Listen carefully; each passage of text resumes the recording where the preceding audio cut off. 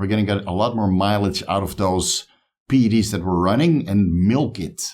Squeeze the living soul out of every milligram that you're running and walk away unscathed.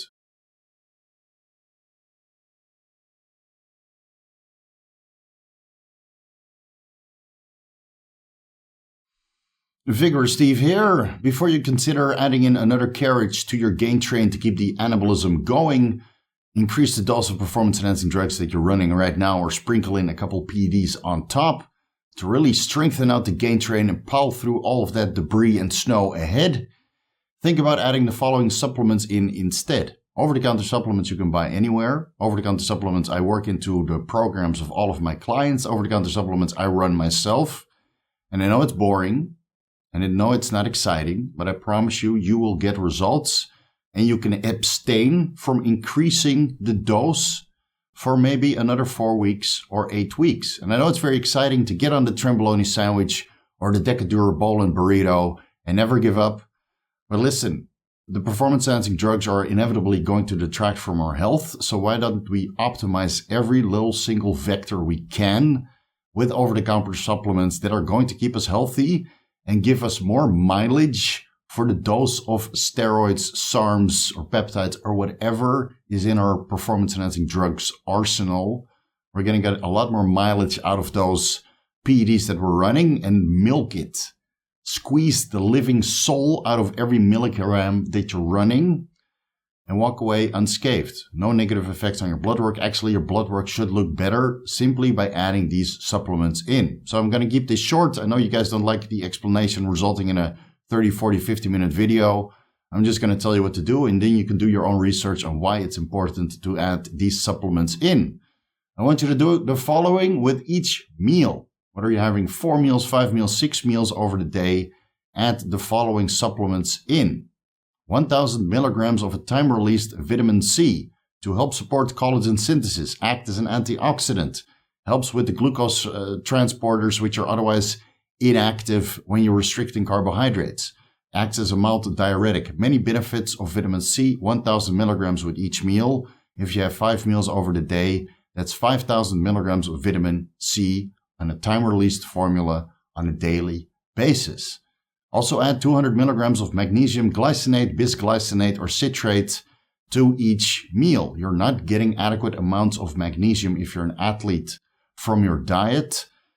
You need to supplement 200 milligrams magnesium with each meal to help with insulin sensitivity, muscular contractions, and the 300 other processes that magnesium is involved in. Really, you shouldn't go short. You shouldn't neglect the magnesium intake. 200 milligrams with each meal, 1,000 milligrams of magnesium coming from supplements on top of the 500, 800, or 1,000 milligrams of magnesium you're getting from dietary sources. So you're doubling that up with supplementation. Add in 500 milligrams of oral L-carnitine L-tartrate with each meal, unless you're worried about TMAO or you feel that it's not bioavailable. Okay, feel free to inject that stuff instead. And continuously walk in circles away from the post-injection pain that is somehow still following you around. I prefer to go with oral L-carnitine L-tartrate, 500 milligrams with each meal, to help with fatty acid oxidation by absorbing medium-chain and long-chain triglycerides into the mitochondria for energy production, help to keep androgen receptor density and content of the cells going while you're running anabolic androgenic steroids, and you get an added bonus of keeping your gamma GT levels down, right? It's another marker of liver health. 500 milligrams with each meal. 5 meals will yield 2,500 milligrams of L-carnitine L-tartrate on a daily basis. Feel free to add in another 500 milligrams pre-workout, and you get 3,000 milligrams. More might be better, unless you're worried about TMAO. Again, 500 milligrams of injectable carnitine will get the job done just the same. Look into fish oil.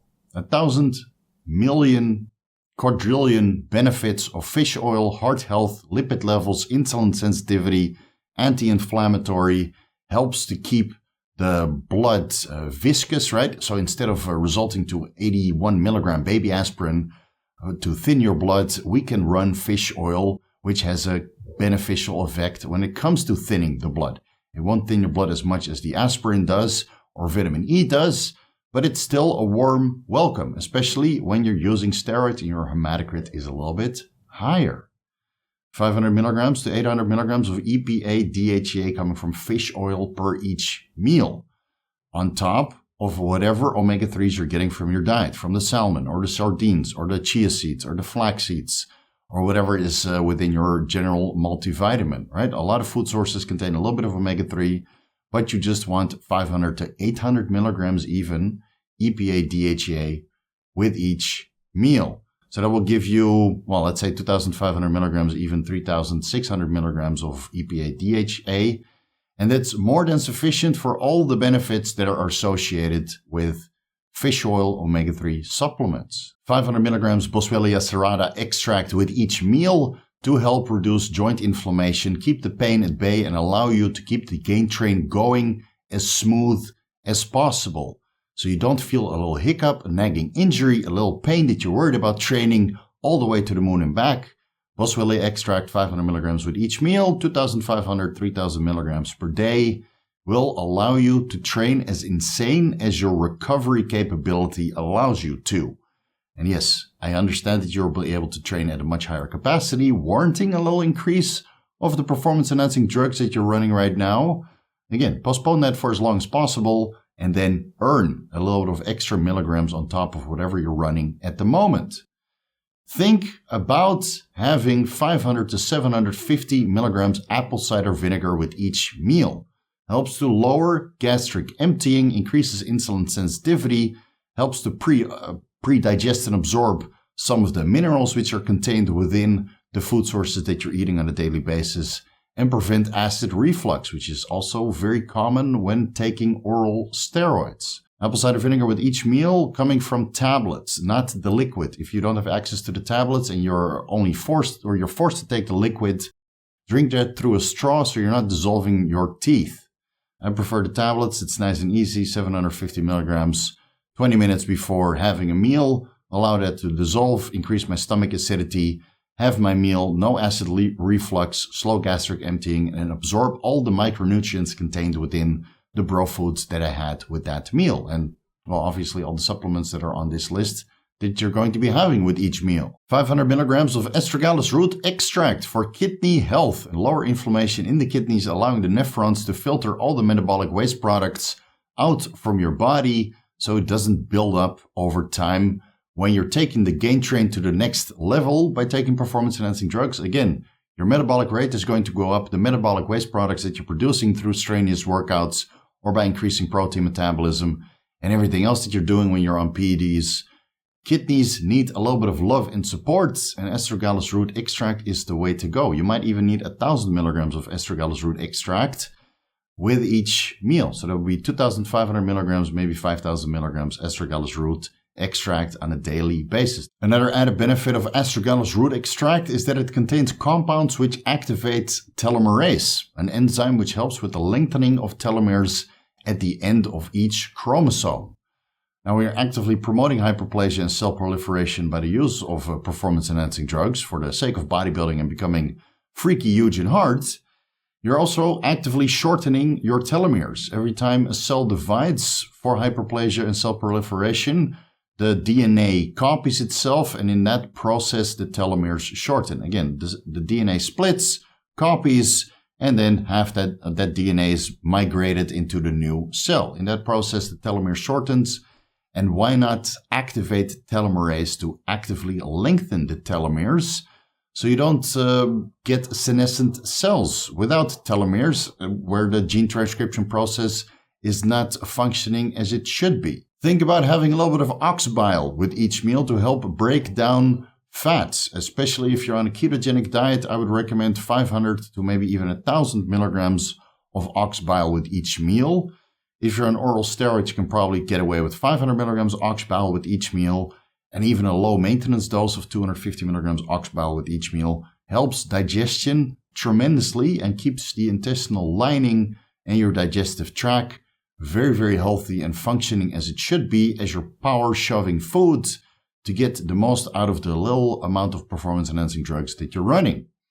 And then while you're at it, think about having 250 milligrams of TUDCA on top of the ox bile as well with each meal to help promote bile acid excretion. Again, all the metabolic waste products that you're producing while you're taking performance-enhancing drugs and putting the gain train to work, those need to be excreted either through the kidneys with Astragalus roots support or through the liver with TUDCA support. 250 milligrams with each meal. And make sure you have a little bit of fiber with each meal to help excrete all these bile acids and the metabolic waste products and the toxins contained within, so you can stay as healthy as possible and not have to use so much goddamn toilet paper.